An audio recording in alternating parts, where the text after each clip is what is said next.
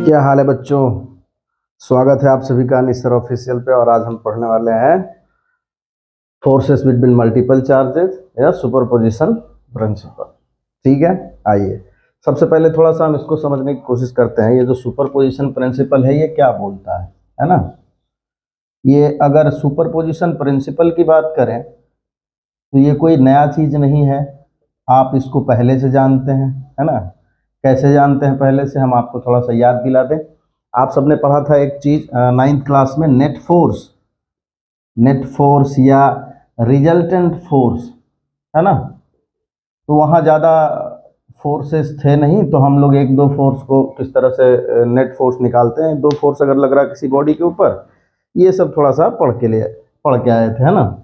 अभी हम इसमें क्या पढ़ेंगे कि अगर ढेर सारे फोर्सेस हो, मान के चलो अगर एक चार्जेस के ऊपर सेवरल फोर्सेस लग रहे हो due to other charges present in surrounding, तो उस केस में हम इस प्रिंसिपल का इस्तेमाल करते हैं। है बिल्कुल वही चीज जो आप पहले से जानते हैं, है ना, कुछ नया नहीं है ये।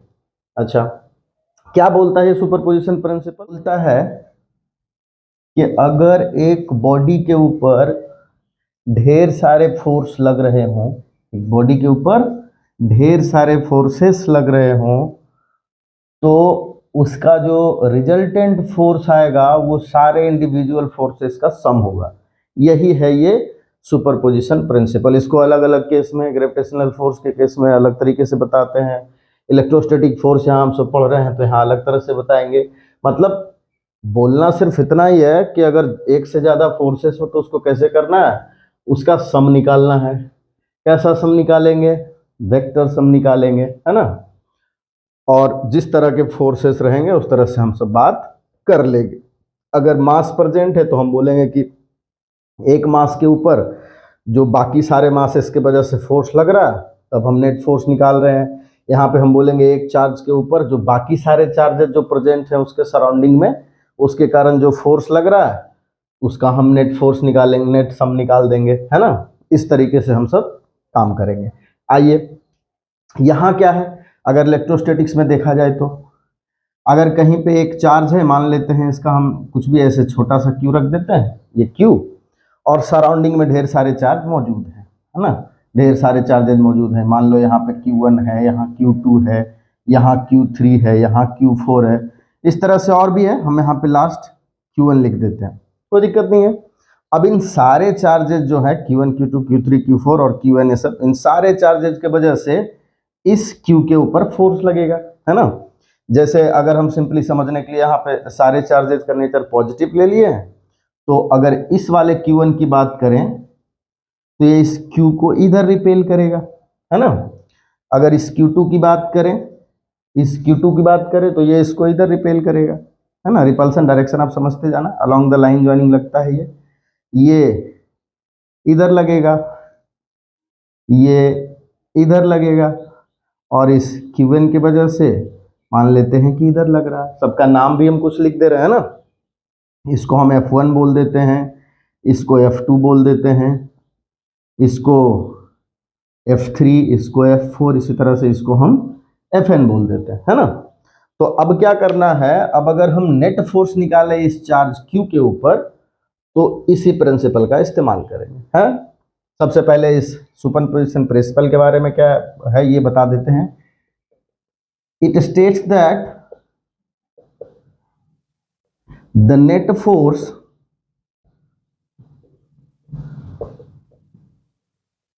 acting on a charge due to several charges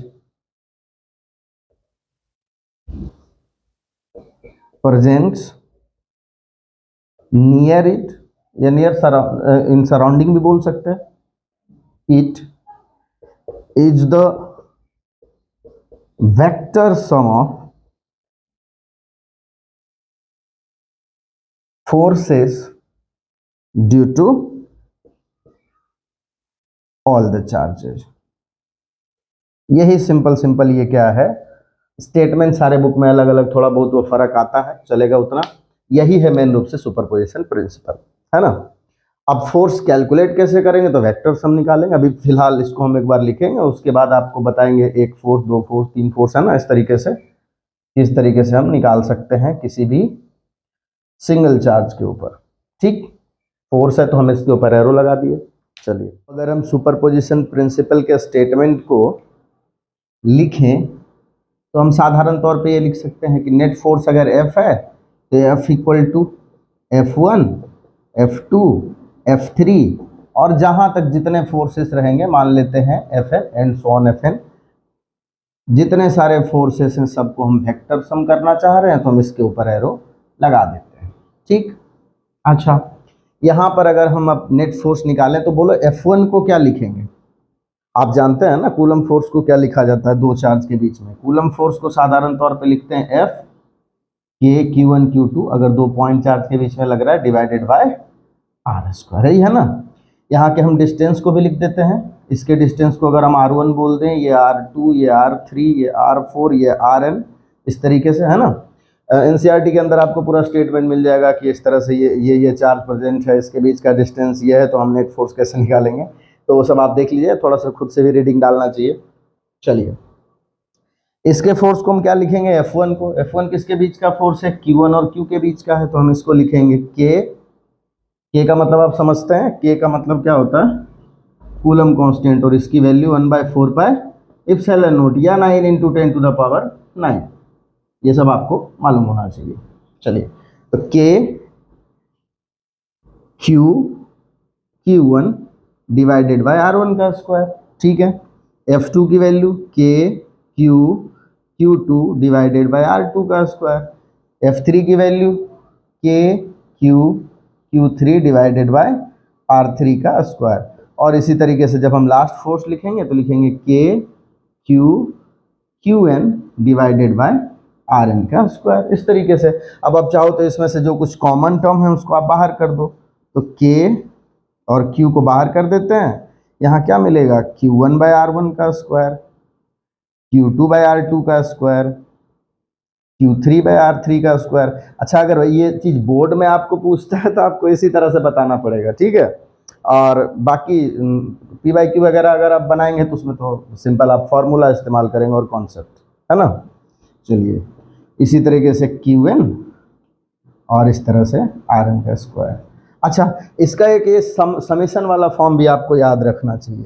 कैसे रखेंगे, तो F K Q कॉमन है तो इसको छोड़ देंगे, और ये सम का जो फॉर्मेट है उसको आप समझ जाइए। ऊपर है Q, नीचे है R का स्क्वायर, और नीचे वाला ये देखो नंबर बदल रहा है, यहाँ 1 तो यहाँ 1, यहाँ 2, यहाँ 2, तो ऐसे हम यहाँ लिख देते हैं QI डिवाइडेड बाई RI का square, and I varies from 1 to n। इस तरीके से आप नेट फोर्स लिख लेंगे, है ना। अभी थोड़ी देर में इस पे कुछ एग्जाम्पल भी लेके बताएंगे, इसको अच्छे से नोट कर लीजिए। आइए अब इसके कुछ एग्जाम्पल भी देखते हैं, है ना। इस तरह से इसका सवाल में इस्तेमाल करेंगे। इस चीज़ का सवाल में इस्तेमाल करने के लिए आपको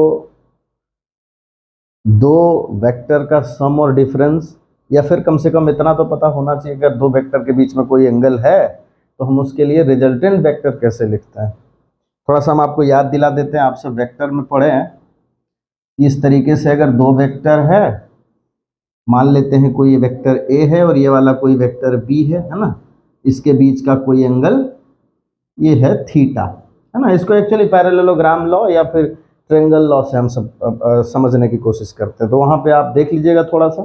फिलहाल हम क्या रिजल्टेंट लिखते हैं ये समझ लीजिए।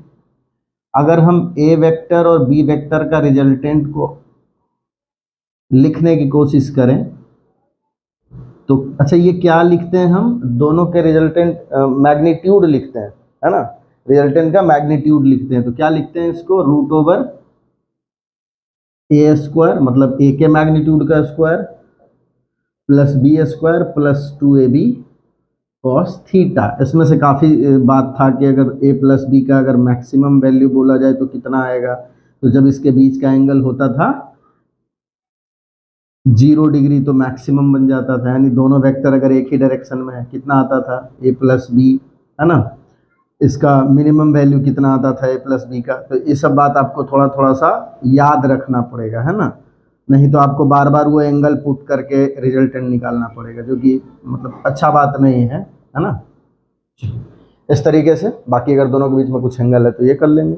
देखते हैं और भी यहाँ पे देखिए, मान लेते हैं कि ये चार्ज है, इसको ऐसा करते हैं, कुछ जो एग्जाम्पल एनसीईआरटी वगैरह में है ना, हम वहाँ से करने की कोशिश करते हैं।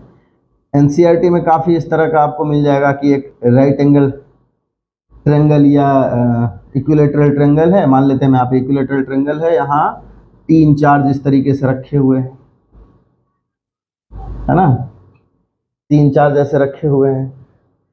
अब इस तीनों चार्ज को, मतलब इसको ऐसे समझिए कि किसी ट्रेंगल के वर्टिसेस पर रखे हुए हैं, किसी इक्विलेटरल ट्रेंगल के वर्टिसेस पे इस तरीके से 3 चार्ज रखे हुए हैं, और बोल देगा कि चलो किसी इस वर्टिसेस के ऊपर जो चार्ज है, लेट्स से ए वर्टिसेस के ऊपर जो चार्ज है, इसका ऊपर जो फोर्स लग रहा है उसका रिजल्टेंट आप बताइए, कैसे निकालेंगे। अब इक्विलेटरल ट्रेंगल है तो एंगल कितना होता है 60 डिग्री। अभी हम सिंपली इसको ऐसे करते हैं कि डिस्टेंस मान लेते हैं कि एल है ना, सारे साइड का लेंथ इक्विलेटरल तो इक्वल होता है ना, तो क्या करेंगे निकालने के लिए, देखेंगे ये दोनों क्यू क्यू बीच में एल, तो इस पे एक फोर्स लगेगा इधर, यहाँ क्यू इस पे फोर्स लगेगा इधर। अच्छा, दोनों फोर्स को हम चाहे तो इक्वल लिख सकते हैं, क्यों, डिस्टेंस भी सेम है दोनों के बीच में। इधर भी देखिए ए और सी के बीच का डिस्टेंस एल, ए और बी के बीच का डिस्टेंस भी एल। तो जब दोनों के बीच का डिस्टेंस एल है, दोनों के ऊपर चार्ज क्यू और क्यू है, तो इसका मतलब कि दोनों के बीच का फोर्स भी इक्वल होगा।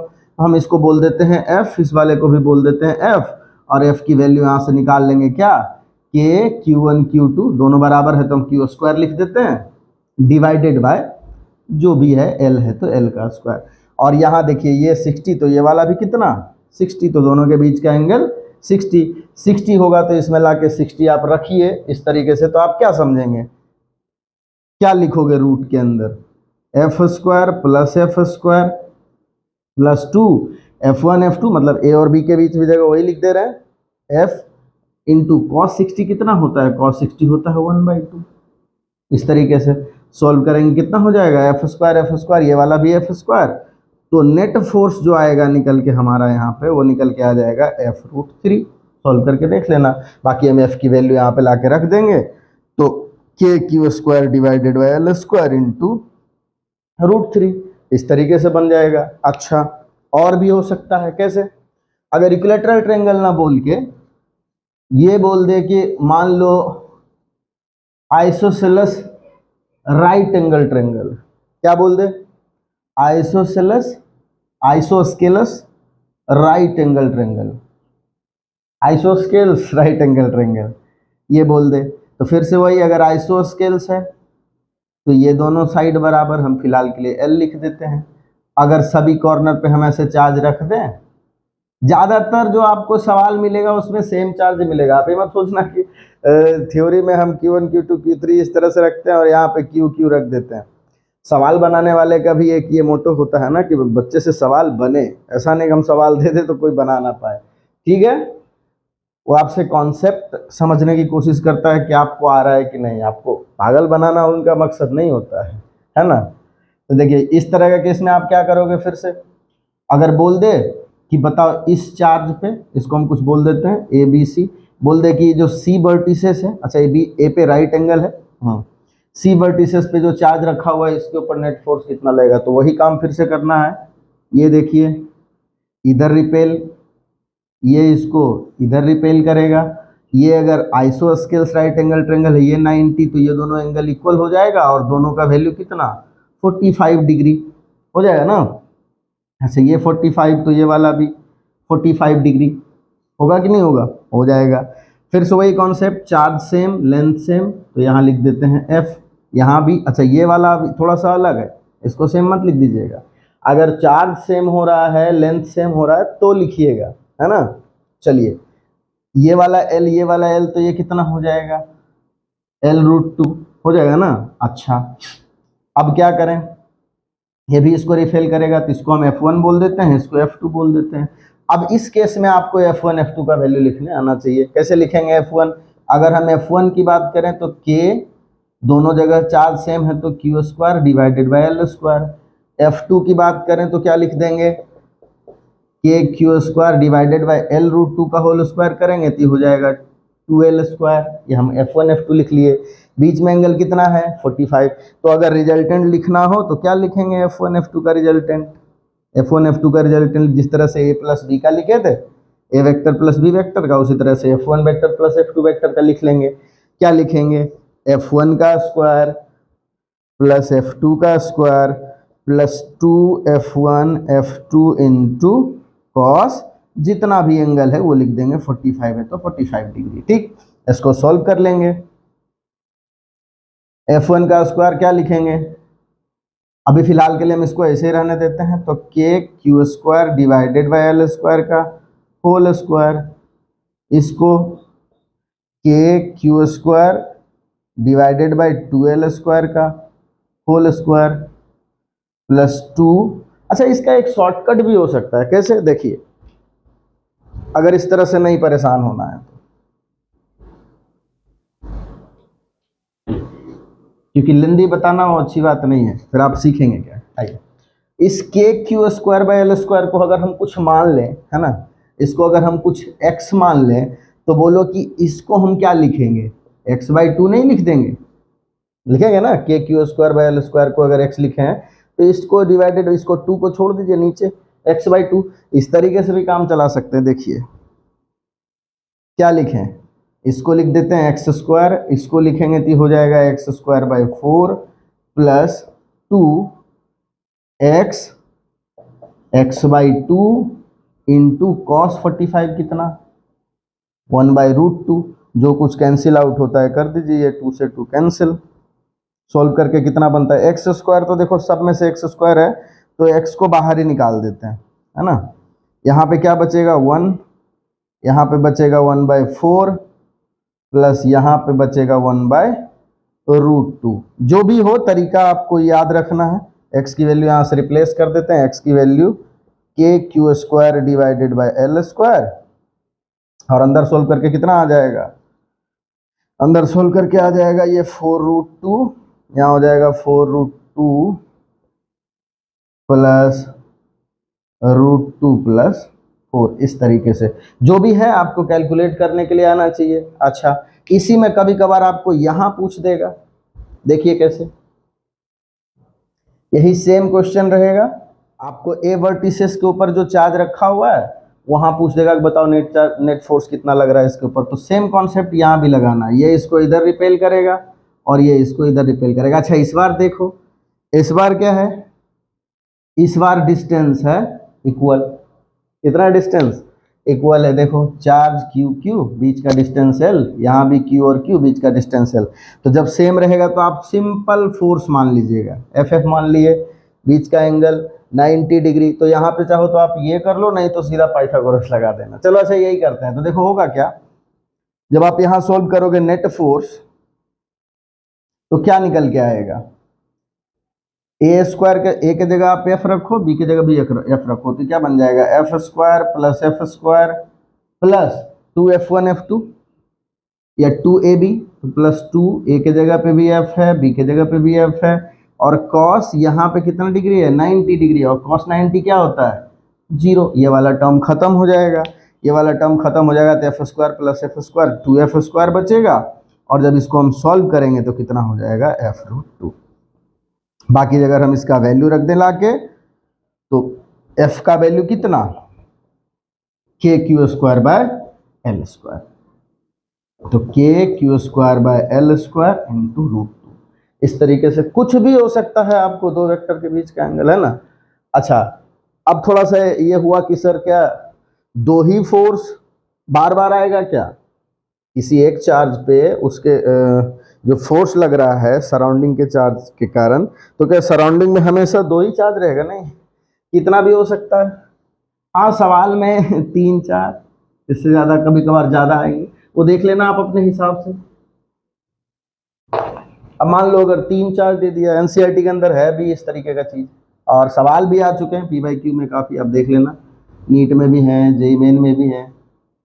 अब मान लो इस तरीके से आ गया कि एक स्क्वायर है, या रेक्टेंगल भी बोल सकता है, ठीक है, हम फिलहाल के लिए स्क्वायर मान लेते हैं कि स्क्वायर है, स्क्वायर के वर्टिसेस पे रखे हुए चार्ज, ये सारे वर्टिसेस जो ABCD हैं इनके ऊपर चार्ज रखे हुए हैं, सेम चार्ज भी हो सकता है, डिफरेंट चार्ज भी हो सकता है, सेम नेचर का भी हो सकता है, ऑपोजिट नेचर का भी हो सकता है। तो इस बात का आपको ध्यान रखना पड़ेगा। हम फिलहाल यहाँ पे थ्योरेटिकली डिस्कस कर रहे हैं तो सबको प्लस ले ले रहे हैं, ठीक है। अच्छा, अब मान लो बोल दिया कि जो ये ए वर्टिसेस है इस स्क्वायर का, इसके ऊपर जो चार्ज रखा हुआ क्यू, इस पे नेट फोर्स कितना लगेगा। तो क्या करेंगे, फिर से वही तरीका, ये क्यू, ये वाला क्यू तो इधर रिपेल करेगा, ये क्यू, ये भी प्लस क्यू तो इधर रिपेल करेगा, ये क्यू, यहाँ भी है एक चार्ज, ये भी इसको रिपेल करेगा, ये इधर कर देगा, है ना, इस तरीके से।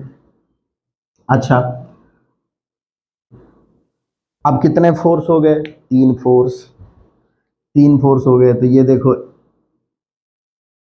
इन दोनों के बीच का डिस्टेंस कुछ भी मान लेते हैं L, इसका भी L, तो ये कितना हो जाएगा, L√2 हो जाएगा ना, इसमें तो कोई दिक्कत नहीं है। अच्छा, अब अगर फोर्स लिखते हैं तो जिसके बीच का चार्ज सेम है, डिस्टेंस सेम है, उसको हम लिख देते हैं F, इस वाले को भी हम लिख देते हैं F, ठीक। अच्छा, अब समझो अगर ये दोनों F है तो F की वैल्यू कितनी, F की value KQ² divided by L², कोई दिक्कत नहीं।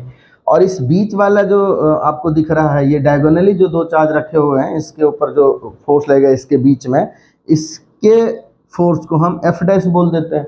F' की वैल्यू कितनी लिखेंगे, F' की वैल्यू बोलो, F' की वैल्यू लिखेंगे K, चार्ज दोनों जगह सेम है तो Q² डिवाइडेड बाय L√2 का होल स्क्वायर करेंगे तो बन जाएगा 2L²। फिर से पिछले वाला कॉन्सेप्ट, अगर इसको हम F बोल रहे हैं तो क्या हम इसको F/2 बोल दें, कोई दिक्कत नहीं है। नेट फोर्स निकालते हैं। नेट फोर्स अगर हम निकालेंगे तो क्या करेंगे, सारे फोर्सेस को एक तरफ कर दो, है ना। चलो, और चाहो तो आप यूनिट वेक्टर वगैरह का इस्तेमाल कर लो, है ना, ये भी कर सकते हो। तो एक काम करते हैं, इन दोनों के बीच का फोर्स F1 और इन दोनों का जो रिजल्टेंट लगेगा इसको हम लिख देते हैं F', ठीक। तो इसका मतलब हुआ कि इसके ऊपर जो फोर्स है उसको हम ये लिख सकते हैं F' प्लस F'। कैसे निकलेगा, F' कैसे निकलेगा, तो F' देखो यहाँ पे लिख के रखे हैं कितना, KQ² डिवाइडेड बाय, ये इसको ऐसे लिख दो ना, इसको लिख दो F' को F/2 प्लस F'। को हम किसको बोल रहे थे, ये दोनों जो F आपको दिख रहा है इसका रिजल्टेंट, इसका रिजल्टेंट है तो क्या लिख दें इसको, बोलो 90 डिग्री। अभी तुरंत इस्तेमाल किए थे, कितना आता है, तो अगर दो फोर्स है उसके बीच 90 डिग्री तो F√2, ये वाला कितना हो गया F√2। इसको जब हम सॉल्व करेंगे तो F को कॉमन कर देंगे, यहाँ पे हो जाएगा 1/2 प्लस √2, है ना। अच्छा, F की value KQ² divided by L² into 1/2 plus √2, जो भी हो अपने हिसाब से आपको नेट फोर्स निकालने आना चाहिए। क्या सिर्फ इतना ही, नहीं, कुछ भी फिक्स नहीं है, आपको बस ये पता होना चाहिए कि कितने चार्ज हैं प्रेजेंट किसी भी चार्ज के सराउंडिंग में, उन जिस चार्ज के ऊपर आपको नेट फोर्स निकालना है उस चार्ज से बाकी सारे चार्जेज की का डिस्टेंस कितना है, और उसके बाद आपको रिजल्टेंट फोर्स कैसे निकालना है ये पता होना चाहिए, और कूलम फोर्स का फॉर्मूला तो पता होना ही चाहिए। तो आज के लिए फोर्स बिटवीन मल्टीपल चार्जेज और सुपरपोजिशन प्रिंसिपल में इतना ही रहने देते हैं। बाकी हम लोग जब सवाल करेंगे तो इसके बारे में और भी डिस्कस करेंगे, और भी कॉन्सेप्ट में आपकी क्लैरिटी आ जाएगी, ठीक है। आज के लिए इतना ही। आप सब बहुत अच्छा से वीडियो देख रहे हैं, आप सबका धन्यवाद। थोड़ा बहुत शेयर वगैरह कर दीजिएगा, मेरा फ़ायदा हो जाएगा। चलिए बाय।